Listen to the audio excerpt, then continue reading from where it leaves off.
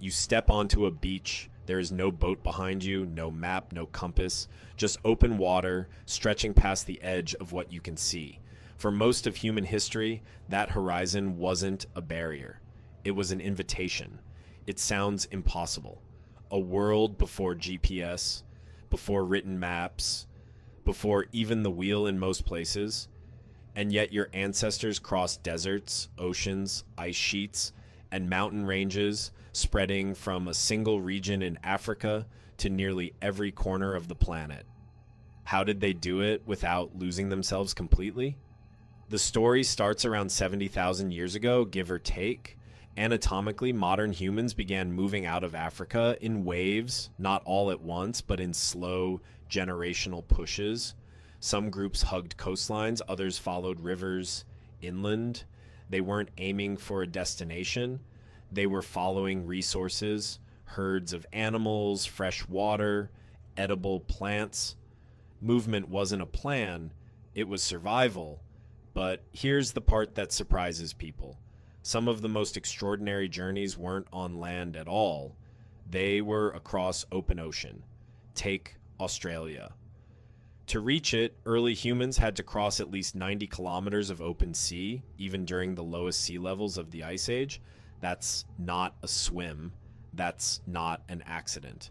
Archaeologist Sue O'Connor, working at Madjed Bebe in northern Australia, found evidence that humans arrived there at least 65,000 years ago.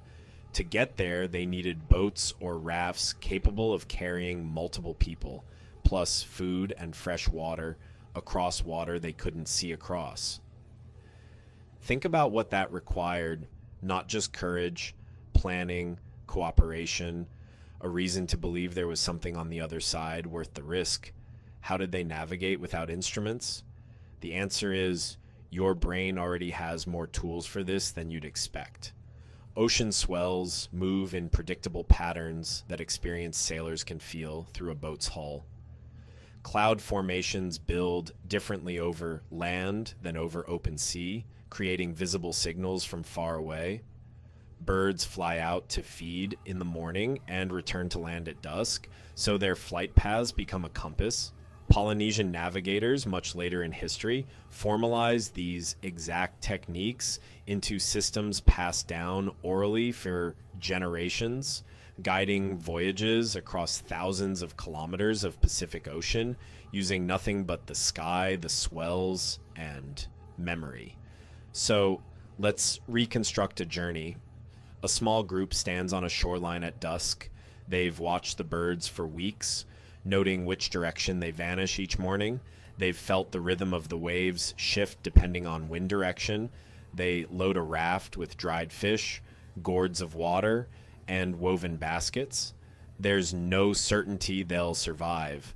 There's only the accumulated knowledge of people who came before them, passed down in stories, in habits, in small daily observations nobody wrote down because nobody needed to. They push off. The shoreline shrinks behind them. Ahead, nothing. They go anyway. On land, the challenges were different but just as demanding. Crossing Siberia and into the Americas meant facing temperatures that could kill an unprepared person within hours. Researchers studying the Yana River sites in Arctic Siberia found human presence there roughly 32,000 years ago, evidence that people weren't just surviving extreme cold, they were thriving in it, using sewn fur clothing, ivory tools, and semi-permanent shelters built from mammoth bones. Here's where it gets counterintuitive. You might assume the harshest environments were crossed last, after humans had figured out survival elsewhere. But some of the most extreme journeys happened early, while populations were still small, and resources were still being discovered through trial and error. The Bering Land Bridge, a strip of exposed land connecting Siberia to Alaska during the Ice Age, may have been crossed and recrossed for thousands of years before populations pushed further south. Genetic studies, including work led by geneticist Eske Willerslev, have shown that ancient populations sometimes paused for extended periods in these transitional zones, adapting before moving on rather than rushing straight through. This challenges the image of migration as a single heroic dash across a continent. It wasn't.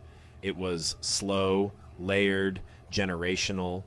Children were born along the way, people died along the way, entire lifetimes passed in transit with no understanding that descendants would one day populate an entire hemisphere.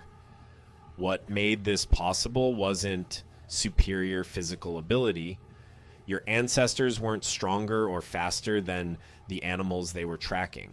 What set them apart was the ability to share knowledge. A successful river crossing technique discovered by one person could be taught to dozens. A method for predicting where migrating herds would be in 3 months could be passed from parent to child. This is the trait researchers like Joseph Henrich point to when explaining how humans outcompeted other hominin species. Not raw intelligence, but the capacity to accumulate culture, building on what previous generations learned instead of starting from zero every single time. That's the twist. We tend to picture migration as physical conquest, humans pushing into harsh land through sheer toughness, but the real engine was information. A piece of knowledge that took one person a lifetime to discover could be inherited by their children in an afternoon. Look at your own life. You will never personally test which berries are poisonous. You will never personally discover that boiling water kills pathogens. You inherited that knowledge the same way someone 10,000 years ago inherited the knowledge of which star to follow at night, or which cloud pattern meant land was near. Every map app on your phone, every GPS signal guiding your drive home, traces back to the same impulse that pushed people onto rafts facing an empty horizon. The need to know where you are, and the willingness to trust accumulated knowledge enough to move forward anyway. You step onto a beach today, the horizon still stretches past what you can see, but somewhere behind you, encoded in instinct and culture both, is the memory of people who looked at that same uncertainty and decided it was worth crossing, was worth